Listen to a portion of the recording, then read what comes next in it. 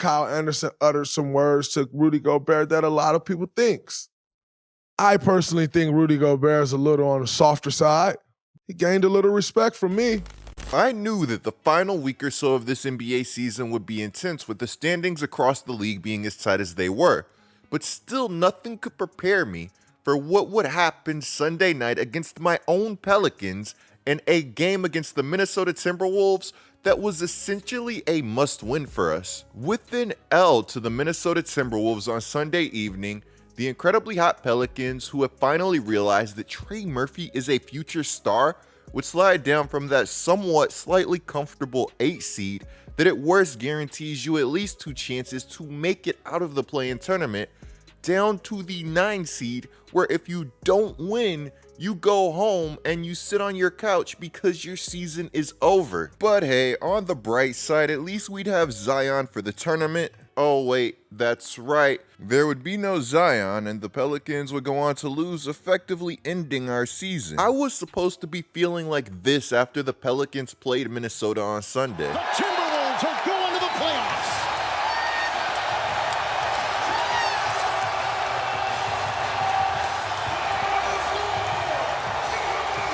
Instead, I feel much more like this. Brothers, I got 3 of them. He goes over there and just wreaks havoc on the chairs over there.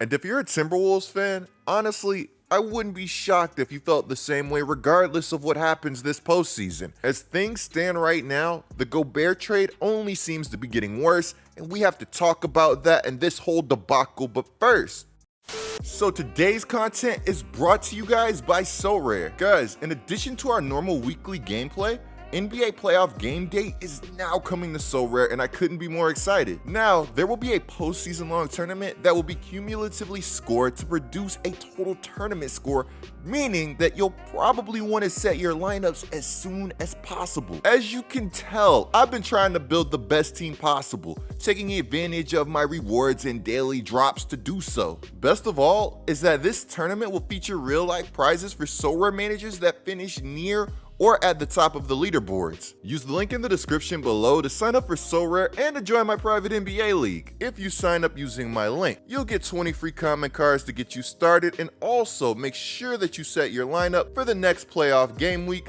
so that you can start climbing that playoff tournament leaderboard. Thank you SoRare for coming through and sponsoring today's content. Bear.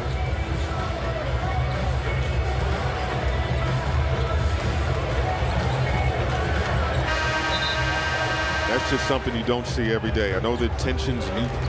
Rudy Gobert wouldn't return to the game after this incident. Oh, and by the way, the Timberwolves would lose Jaden McDaniels in this same game. They'd lose him because he'd punch a wall on his way to the locker room, fracturing his 3rd and 4th metacarpals in the process. This would lead to one of the Timberwolves' most important players being ruled out indefinitely. You guys know how I feel about the versatile offensive and defensive chess piece Jaden McDaniels on this channel. He is a beast. The Timberwolves wouldn't only be without Jaden McDaniels for their play-in matchup against the Los Angeles Lakers, but they'd also be without Gobert, who was suspended by the team. One thing that I've learned since I started following the NBA way back when is that where there is smoke, there's typically a fire, and that has been the case for this Rudy Gobert situation. If you follow the Timberwolves at all, or have just been watching my content,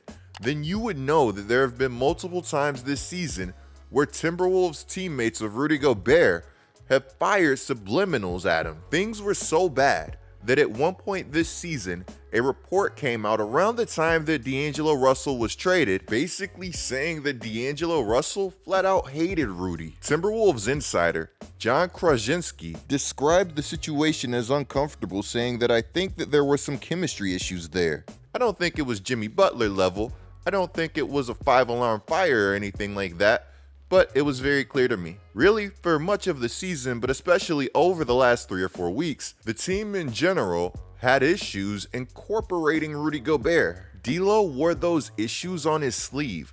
He was very frustrated, often with Rudy, with him not being able to catch some passes, with him missing layups and bunnies near the rim, with the offensive struggles this season for the Timberwolves. That frustration was palpable within the Timberwolves locker room. Krasinski believes that other players also were frustrated with Rudy, but unlike Russell, they were able to bottle these emotions. D'Lo certainly tried to make it work, but it was uncomfortable at times. We would come into the locker room and you could hear him actively just kind of bemoaning the situation. Guys, this is not what you want to hear. To continue quoting this Timberwolves insider, I've talked to coaches and players from other teams who heard him just kind of getting down on Rudy during games. All right, you know what? I've read enough. Let's stop the quote right there. To me, it sounds like Rudy has just been this giant punching bag. We all know how much has to break right and how hard it is to win at the NBA level. Well, now imagine that your team has a star that it hates. Oh, and also invested all of these assets to go out and get this supposed star. Wolves fans, don't hate me, but let's go over this trade one more time. They traded Malik Beasley, Pat Bev, Bolmaro, Walker Kessler, who might be just as good as Gobert currently, Jared Vanderbilt, and a ton of picks for somebody that just has not been the best fit. Fun fact, according to StatMuse, the Minnesota Timberwolves have had a better win percentage without Gobert this season than with him. Without him, they have a .667, and with him, they only have a .486. The Rudy Gobert trade has been an absolute disaster for the Timberwolves. So much so that I think that the team actually got better when he left the game. In just 13 minutes, he was a -14, and he had 2 points, 3 rebounds with no blocks, which apparently Kyle Anderson was begging him to get. Apparently Kyle Anderson asked the former DPOY, hey, why don't you block some shots? And Rudy Gobert asked the point forward, why don't you grab a rebound? And then Kyle said, shut the F up, B. And things sort of escalated from there and didn't really get any better in the locker room. I guess this altercation was the spark or wake-up call that this team needed. According to Woj, the Timberwolves felt like they had to suspend Gobert for throwing the punch, but accepted that it was a shot to the chest with no intent to injure Kyle Anderson, and understood that Anderson called Gobert a B repeatedly on a night where Gobert was playing hurt. If all of this is true, then it's really easy to see why Gobert felt the need to stand up for himself. You never want to resort to violence, but at the end of the day, nobody is going to like being called that word over and over and over. Remember when I said that things didn't get better in the locker room? Well, both Shams and Jen Hale would agree that they really didn't. And there are rumors, and I repeat rumors, that this audio is actually Kyle Anderson. Kiss his way too much. Don't tell me focus. What's wrong with y'all? I got a decision to make this thing. What's wrong with y'all? Rumor has it that Kyle Anderson said that I'll knock your butt out in the locker room. Again, everything I see or hear about this Rudy Gobert situation makes me feel like his teammates hate him, which would just really suck. I'm over here really hoping that Mike Conley is not the only teammate that likes him. In the initial video, nobody comes to Gobert's defense. As a matter of fact, it looks like Taurean Prince flat out lets off his frustration with this push. Chris Hine, who had been working on a piece about Kyle Anderson's blunt leadership for a while, was able to get us this nugget on Kyle Anderson from Gobert before any of this even happened. Quote, Kyle wants to win and sometimes he's a little aggressive in the way that he talks, but I don't take it personally. I receive it in a positive way because it comes from a place of wanting me to be the best Rudy that I can be and wanting us to win. I love his competitiveness.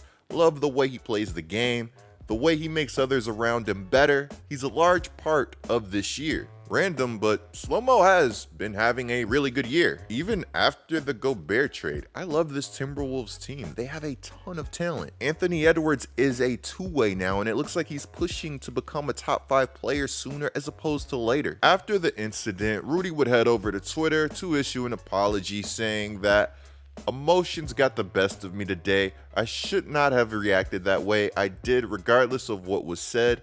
I want to apologize to the fans, the organization, and particularly to Kyle, who is someone that I truly love and respect as a teammate. That's what Rudy had to say about it. Here's what Kyle had to say. Kyle, just like, how did you guys first like find the focus to kind of get through the actions and fireworks? Yeah, I mean, we all want to win the game. It's all in competitive nature. You know, maybe at the time, maybe our, you know, guys' heads just weren't in the same place, and we were able to band together and you know, stick together and go win the game. Really, I mean, that's what it came down to. Can you say anything about what you and Rudy, the disagreement or what happened there? I mean, just, you know, tempers flare. You know, you're in the middle of the game, a game we want to win, a huge one. It is what it is. You know, shit happens. It's not the first time something like that has happened. Personally, for you, how do you reset in that moment after something like that happens? Ain't no reset. I'm locked in on winning the game. That's what I woke up in the morning thinking. That's what I came to the arena thinking. So I mean, ain't nothing going on. I'm too mentally tough for anything to get me off the path of walking out of here without the win. I want to win the game. That's what I'm set my mind to. Do you think it refocused you guys as a team? Maybe I don't want to say like energized, but like focused you guys after that? It's possible, and you've seen that happen, you know, numerous times in games where guys get attacked and their team goes on a run. Who knows? I mean, we were able to come together, and I'm happy we did. I don't understand why the Timberwolves felt the need to make such a drastic, senseless win-now move after making the playoffs last year. Now I know that I talked myself into the upside of the trade once it was done, but to be honest, it never made any sense. This team could have simply got better by just playing together for another year. This team was young, hungry, had great assets, needed more basketball IQ, but they were on the right path, and then Tim Connolly comes out of nowhere and is like, Gobert, that's my guy, give me Gobert. Let's put everybody on the clock, and let's try to shrink our window. In a way, I really do feel bad for Gobert because this trade put lofty expectations on him and a much bigger microscope. But at the same time, I guess that's the life of a Supermax player in the NBA. Let me know what you guys think of this entire situation. Clicking the video on the screen right now is a great way to support my channel. I'm GetLikeCoop, bringing you guys the scoop until our next upload.